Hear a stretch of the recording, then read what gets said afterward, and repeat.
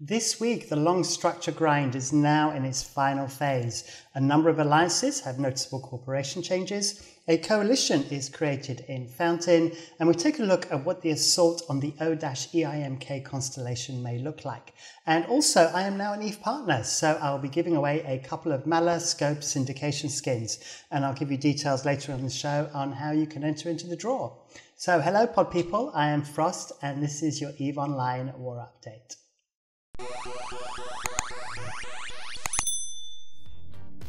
Welcome back. So as I mentioned in the description, the long grind is now in its final phase. And what I mean by that is the destruction of structures that have been happening probably almost a couple of months now, not only in Delve and Fountain, but also in old Legacy space as well.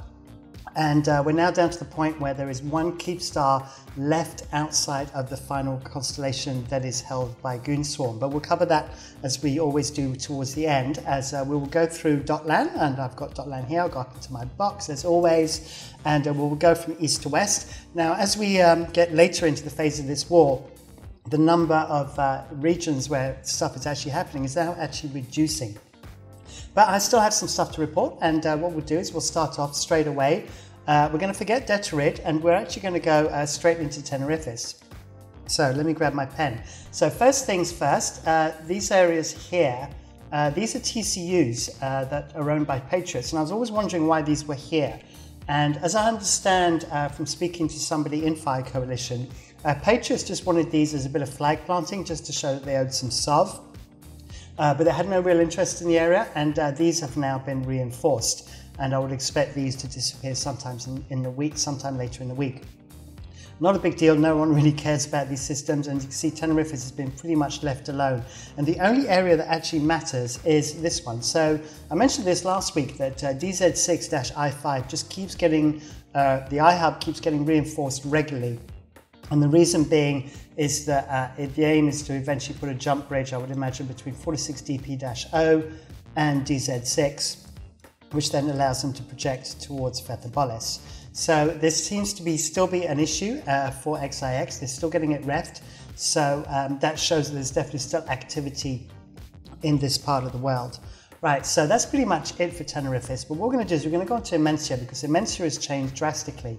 So let's get past the ad, there we go, and go straight into Mensa. So the thing that you will notice about Mensa is there is no more Combat Wombat. Combat Wombat have been removed completely from the map. So as I mentioned last week, Combat Wombat and Fire Coalition ended up having a diplomatic meltdown, having some disagreements, and Fire Coalition came in with the intent of wiping them out. And this is actually what has happened. So not only have they lost their last SOV, so if you remember last week, they lost pretty much everything, and they only had a couple of systems left. There was one in here, and I think there was one in here that were Combat Wombat. These have now gone, but that's not just all, because if we actually bring up Combat Wombat's alliance, you can see they've only now got 8 members. And the reason why is Combat Wombat was primarily one corporation, was the biggest of them all. And this was, if you go scroll right down to the bottom here, was Zentarim. And what you will notice is that what Zentarim have done is they have gone and joined Dreadbomb. So this has happened literally in this week. And so it's not Zentarim, but Combat Wombat realized that they could not fight Fire Coalition on their own. They just didn't have the numbers. Whilst Dreadbomb do, and Dreadbomb and Fire Coalition have been going head to head over all sorts of things over the last few months. And so it looks like Combat Wombat has ceased to be a Wombat for the time being, and have become part of Dreadbomb to try and boost their numbers. And I would imagine that that conflict is going to keep on going between Dreadbomb and Wrecking Crew in general. So Wrecking Crew Coalition being made up of Dreadbomb. I can never remember all the other names, but it will come back to me. I'll mention a few in a list down here, just because I've had a complete mind blank on that one. All right, so let's move on from there. So that was the last thing as well, was that we did have a Fortizar die in PPFB-U. Now this didn't actually belong to a corporation that seemed to be in any way related to Combat Wombat, but it had a cloning in the Fortizar. So one can presume that it was being used as some kind of a staging, and it got removed by Legion of Death. And that's pretty much it in terms of the Mensa. So what we're going to do is we're going to jump on now we're going to skip Impasse as well, because Impasse, as you know, is kind of held by Red Menace Coalition or Red Alliance, and its 3 friends, and that's pretty much really stable. So we're going to go on to Fetherbollis. So with Fetherbollis, the things that we're going to look at is IGC. So IGC were renters of Test Alliance, then kind of sided with the Imperium, and as it's been made very clear, this meme was actually dropped in my Discord, and I think this is exactly what is happening here. So Combat Wombat have been removed, and Fire have made it very clear that their intent is to go after IGC. So if we go back to this map, it's not all straightforward though, because there was a huge fight over this iHub. So this iHub in NX5W-U is the Keepstar system for NVIDIA Gloria Comes. But they had a serious fight over this iHub yesterday, so that was Sunday the 25th. And if I actually bring it up, you will see, where is it? There we go. These are the stats of the iHub fight, and you can see it didn't all go to plan. That it started off looking fine for XIX, then they had a dip as IGC came out and started reffing, then they pulled it back, then it looks like they were making progress, and then they just took a sharp tumble and they nearly lost the iHub. I mean, they were so close to losing this, and then finally they were able to pull it back and actually win the iHub in the end. And this took 2.5 hours. You can see actually 2 hours and 37 minutes up here. So they really had their work cut out with this one. And if we actually look at the battle report that's associated with this, wrong battle report, is this one, you will see that the primary reason was because Siberian Squad showed up and reinforced their numbers. So NVIDIA Glory Comes with 37 players isn't going to compete against Legion of Death with 125 plus Unreal and Razor and all the other Fire Coalition together for a total of 177. But with Siberian Squad, they did manage to boost their numbers up to 129. And obviously Red Alliance or Red Menace came in as well with, let me just clear this up. So Red Menace came in with their 4 alliances, which is -22, what could possibly go wrong, sorry in advance, and Red Alliance. So Siberian Squad, Red Menace Coalition came to the help of IGC. And this is what caused a lot of effort for Legion of Death to try and save this iHub. What is also interesting with this is the choice of doctrine. So the Fire Coalition came in hacks, they came in Serbs with Bazis, but Healers or Healers, depending on how you want to pronounce it, were brought by IGC and Red Alliance, and they all came in the same ship. It looks like they were all under the same fleet from Hanzo Viper, from Siberian Squad, and it looks like they all merged together into this fleet. Now the Healers are really, really good. If you're not familiar with the Healers or the Geelers, if you're not familiar with them, they're great for multi-boxing because you literally have to do nothing. You literally just anchor up, you assign your drones, and that's it. And then basically your normally your monitor with a target painter then just has to target paint something, and then all the drones just assist and just attack. And this was used heavily a few years ago, especially in Catch. Lumpy used to use them a lot when tests were invading Catch. And then we saw them kind of disappear and fall out of favor, but clearly they were used here. And at first, if we actually look at the timeline very quickly, you will see that up here, we have a whole bunch of Merlins disappear when my pen's done its thing again. We'll have to find what button it is that does that. So basically they lost a whole bunch of Intosis boats. And there's another Griffin right there. And my pen is still thick. We'll figure it out. Let me just, yes, there we go.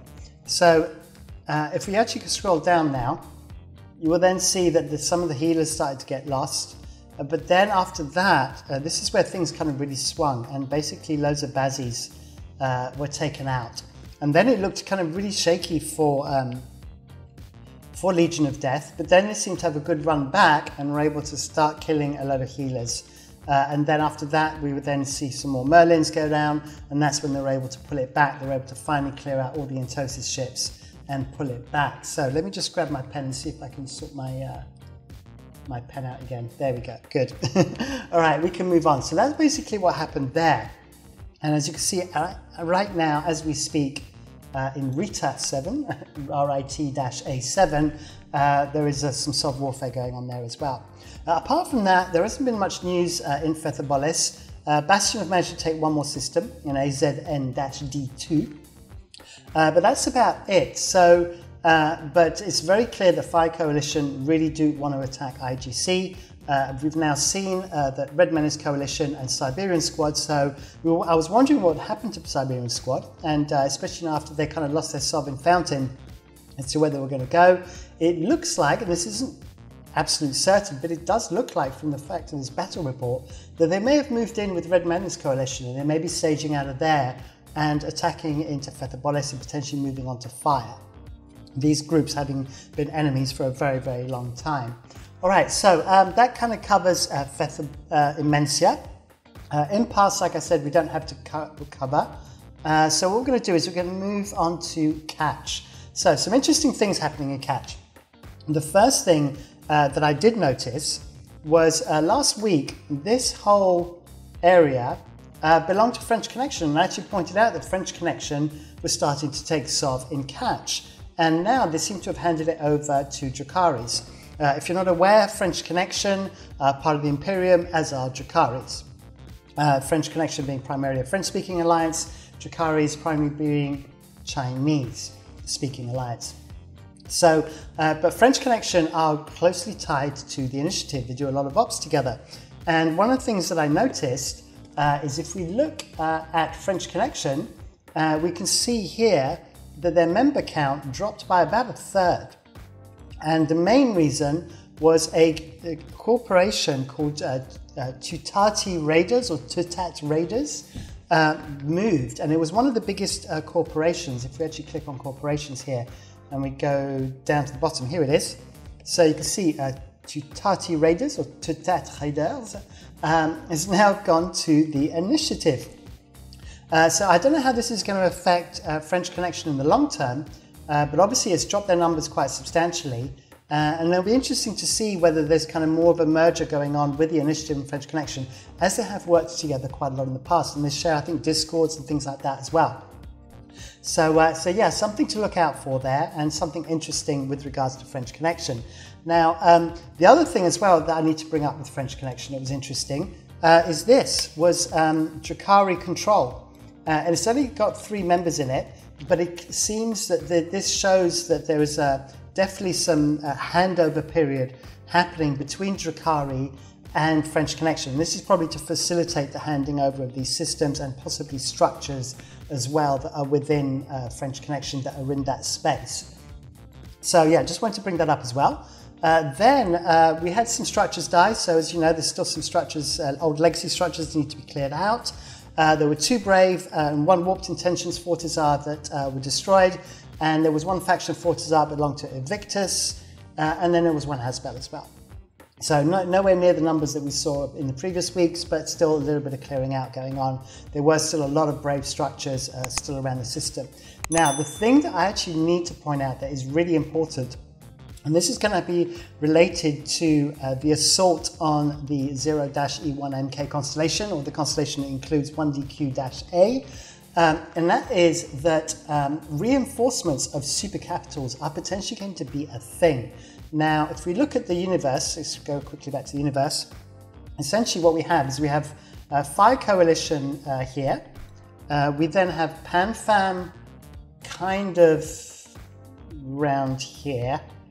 We have Horde around here. Sorry, oops, I kind of got messed that up a little bit. Horde is around there, and then Fraternity is kind of up here in this kind of area. Okay, now all of these people need to move down this pipe. Let me just clear that out. So they all kind of need to move in this general direction towards Delft.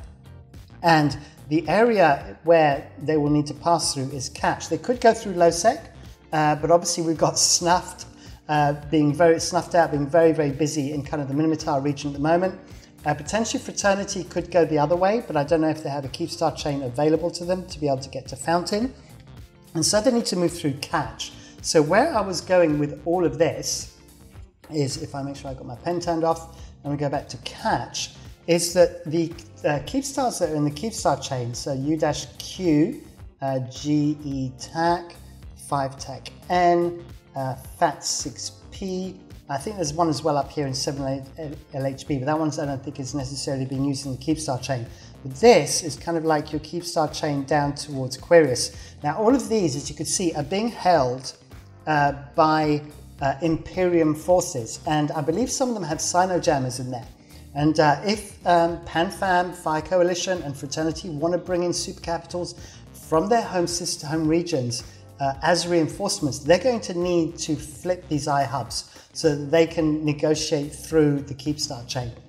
So that's something to look out for, and we may see some action come back to catch in the next few weeks as a consequence of that.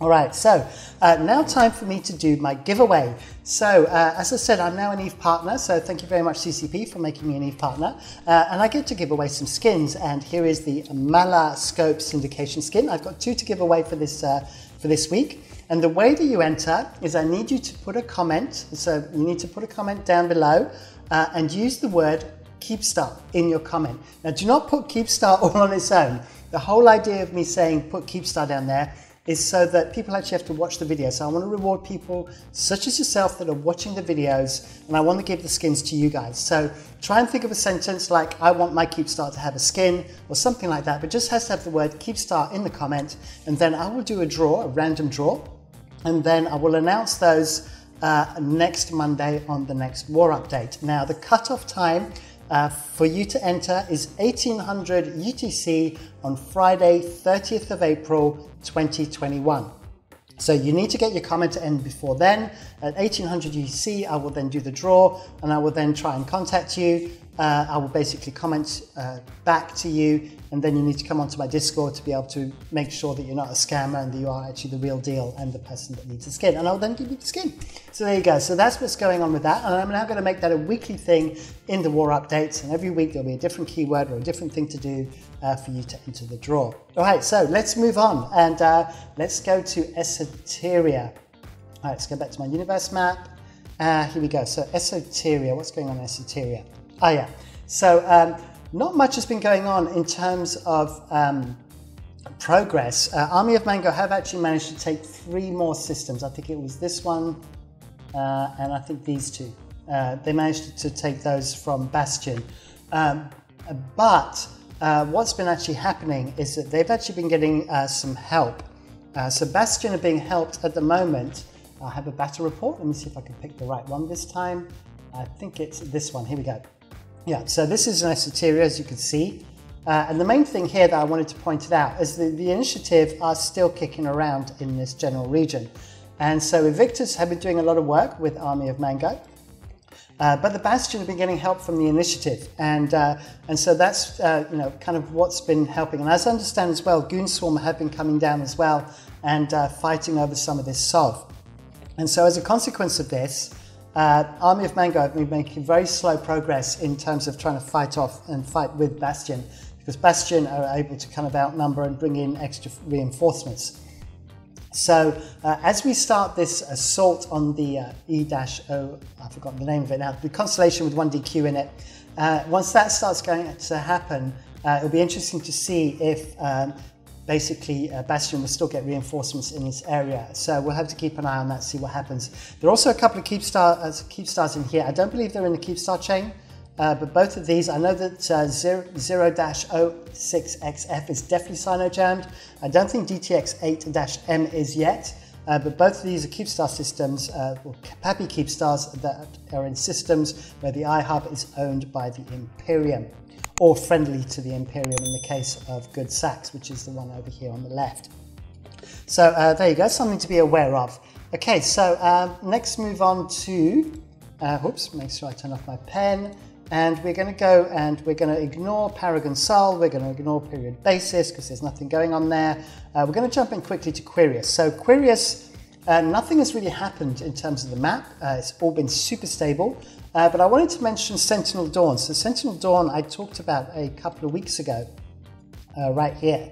And they've had a boost in numbers. They've actually had the biggest boost this week in terms of alliances that are involved in this war, and they had a boost of 384 characters to their alliance, and they're a fairly new alliance. So they lost one corporation was called Hemis. They lost 61 toons through that, but a corporation called BSC, so Bravo Sierra Charlie, who were previously already replaced. So this corporation was already in Legacy Coalition, but they have moved, they left a month ago from AARP, have now joined with Sentinel Dawn with an extra 377 members. So they've kind of really boosted their ranks. So Sentinel Dawn are kind of becoming quite a player in Legacy Coalition now.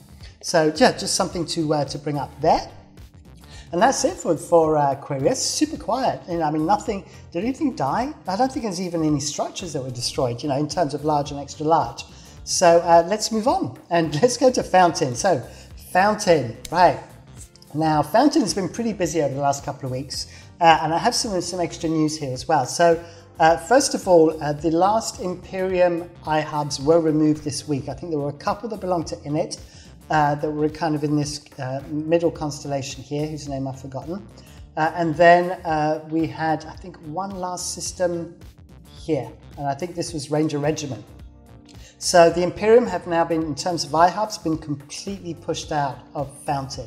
There were also 2 Goonswarm Fortizars that were here in Fountain that were also destroyed this week. But the thing I actually really wanted to talk about was, first of all, Fed Up. So Federation Uprising have taken 13 more systems this week. So I talked about how they love sub warfare, and they talked about that in the Alliance Spotlight video, which I did. So if you want to check that out, it's down below in my video collection. But the thing I wanted to talk about, first of all, was Celestial Empire. So Celestial Empire, I said last week I didn't know anything about them, and their alliance leader got in touch with me, and he told me lots about them, and there's way more than I can actually include in this war update. But what I can say is this: I thought they originally came out from Syndicate, but they didn't. They were only formed in November of 2020, so not long ago, and they started literally from nothing. They originally tried to set up in Cloud Ring, and that didn't really work for them. Then they moved on to Pure Blind, and they were there for just a few months, but once again, that didn't really work out. And they were looking for a home, and they got in touch with Forsaken Empire. Forsaken Empire being the guys in the cream colored here. In fact, let me just highlight them. So this is Forsaken Empire, and they started a good relationship, and things were looking good, and they built a good relationship from there. And from there, they've been able to kind of establish themselves in Fountain. Now, the big news in Fountain is that they have essentially created a coalition. Now, this coalition goes by different names. I've heard it called the Fountain Book Club. I've heard it called the Fountain Coalition. And I've also heard it called PAPI. And the reason why it's called PAPI is because Federation Uprising are the coalition executors. And because they start with an F, it started with PAPI. Now, this actually makes it very interesting because Federation Uprising, if this is a case and this is a formal coalition, are actually part of 2 coalitions at the same time, because Federation Uprising are part of Legacy Coalition, and now they're part of Fountain Book Club, Fountain Coalition, FAPI.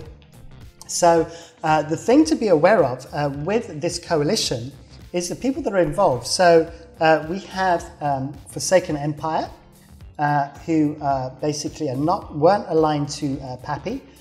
We then have Losek Naya Schluppen, who are. We have Stella Renesitur, who were independent. And we then had Solaris Stotnium.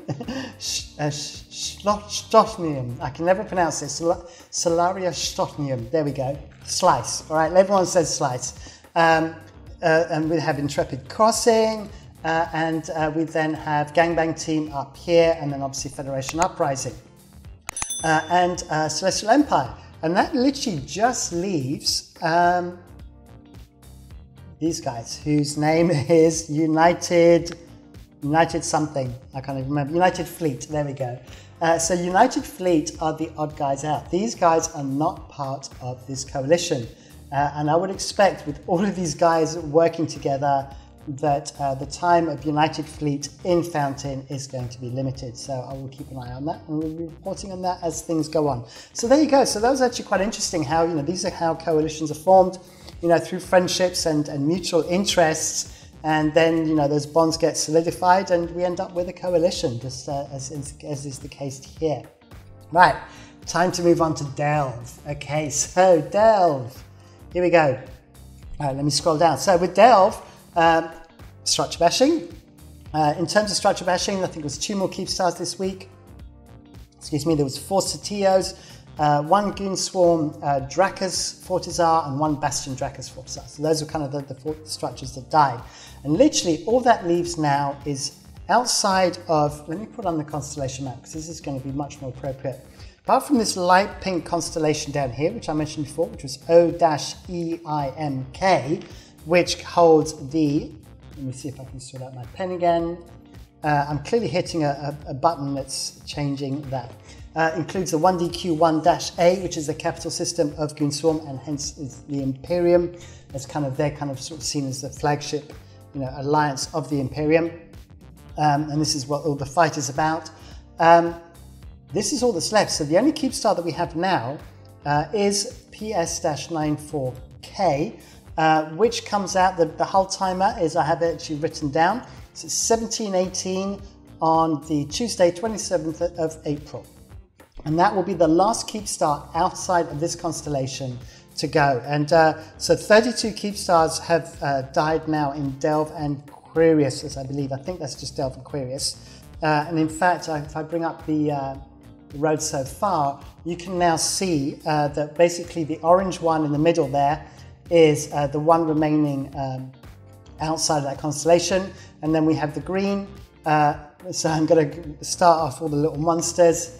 So basically 1DQ1-A has 5 Keepstars in it, and then the other ones are split over the rest of that constellation.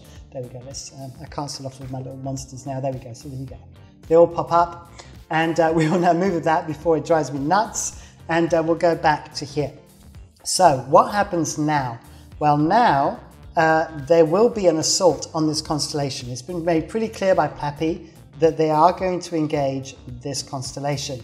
And the thing to be aware of here is that we are completely in uncharted territory. This is the most fortified constellation that there has ever been in EVE. We have the biggest numbers we've ever seen in a war, and we don't really know where this is going to go or how this is going to play out as a consequence. So the Imperium have the benefit of being sieged. They have the defenses in place, they have all the structures in place, they have all the ADMs up.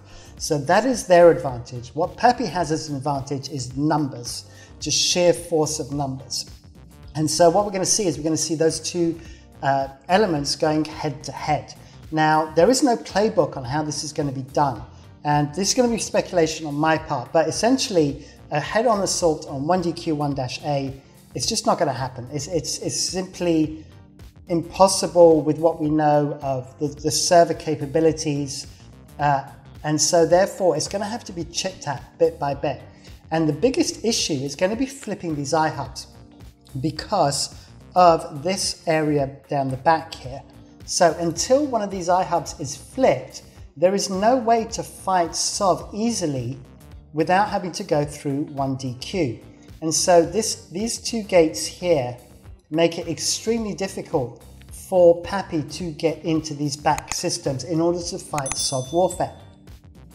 And so this is where the problem's going to happen. Now, what I would imagine is that there will be an attempt or multiple attempts, and this will be an iterative process that with each attempt, hopefully, I was going to say FAPI there from Fountain, but no, PAPI will work on trying to improve the process. So that I think they're going to go through trial and error. They're going to try multiple ways of trying to break these back lines. Now, what I mean by breaking these back lines is basically taking out the Sino jammers and then going into full-on SOV warfare and trying to actually flip the iHub. So take out the Sino jammers and then take out the iHub without hopefully too much tie-dye going in. Now, the way to do that is to make sure you split forces across multiple systems. So I would assume if it was in my situation, I would try and attack, oops, let me clear that, this system at the back here, and then put fleets in all of these systems and try and create as much of the fighting as possible to spread across 4 systems to try and reduce the tie-dye. Because the last time that there was an attack on 1DQ1-A, whilst the Sino jammer was cleared, it took so long that the repair timer on the iHub flipped over within a few seconds, and so therefore they were not able to start the reinforcement of the iHub. So therefore the tie-dye will play a big part in this. If they do manage to do this, then I can see the huge spamming of structures. Now, I mean, I would imagine that it will drop multiple Asbels and Fortizars from all the different alliances in PAPI all at the same time. And they would do that so that essentially, you know, if they drop 10 Asbels or 10 Fortizars, then, you know, the Imperium have to basically attack all of these anchoring structures at once, which once again will split forces and may stand the chance that one of these structures will actually stay in place and will be able to be anchored. And at that point, they start to then create a staging system, which will then allow them to advance into all of these constellations. And that is basically where it's going to go. I would imagine all of these systems will have to be taken. And then after that, with everything that's learnt, with what's happened, then maybe 1DQ1-A can be looked at. And that's kind of where it's at. And it's going to be really interesting. I think this is going to happen very soon. So as I said, the last Keepstar outside of this constellation will most likely go down on Tuesday, the 27th of April. And then I would expect within a couple of days, this assault will start, so that if they do manage to reinforce an iHub, it will come into the weekend, which is obviously prime time to get everybody on board. So there you go. So that's kind of where I see where things are going. I would be interested to hear your comments on that. So please, you know, don't just put your Keepstar comment down below. Please also talk about, you know, the stuff that I've talked about here. I'll be interested to hear your comments on that. And then I've got a couple of things just to bring up. A couple of supercarriers that died under unusual circumstances. So the first one was Pandemic Horde. And you can see that it died in T5ZI. And it looks like, as you can see from, from this here, it got warped to a safe and then got scanned down. Now, one of the interesting things about that is that now you have the ability to disable the emergency warp, so you do not get warped off. So if you're not familiar with this and you fly Super Capital, you have to click this. Now, this option only comes up if you're actually logged in. It doesn't come up on the login screen. You have to be logged in with your character to actually see this option. Now, in Reddit, it was mentioned that this was clicked and it didn't work. I don't know about that, but just to be aware, this seemed like a good time to kind of bring it to people's attention if they weren't aware of the dev notes when this was released a few weeks ago. So there you go. So that was a Nix that kind of got, you know, died on a disconnect and then got warped off. And then the other one was Hell, once again in T5ZI, so another supercarrier. And as you can see from the fit, from all the drone damage ags, damage amplifiers on there, and all of the mods are clearly all set up for ratting. The things I found interesting here was that to be ratting in a staging system is probably not the best move. As it turned out, this got caught on the Keepstar, and then another mistake was made, that the biggest damage came from a Doomsday, and it looks like whoever was in charge of the Keepstar probably tried to Doomsday a tackling ship, but obviously the Doomsday weapon is a chain, and it flipped onto the supercarrier and did loads of damage to the supercarrier. And as I understand, it was actually the killing blow as well, or it was, you know, it basically, you know, killed it as a consequence. So once again, lessons to be learnt there. There's always lessons to be learnt when it comes to super capitals, and I just thought I'd bring that up. So that wraps it up for me. I hope you found that interesting. As always, thank you very much for watching. Please like, subscribe, hit the bell icon for notifications. Subscriptions are really, I'm almost at 4K now, 4,000. Every single sub helps, so please do subscribe to the channel if you can. And obviously, yeah, put something in the comments and mention me in Discord, mention me in your, whether it's Corp or Alliance. And yeah, I think that's everything. I'm losing all my words. Time to wrap up. Thank you. Bye.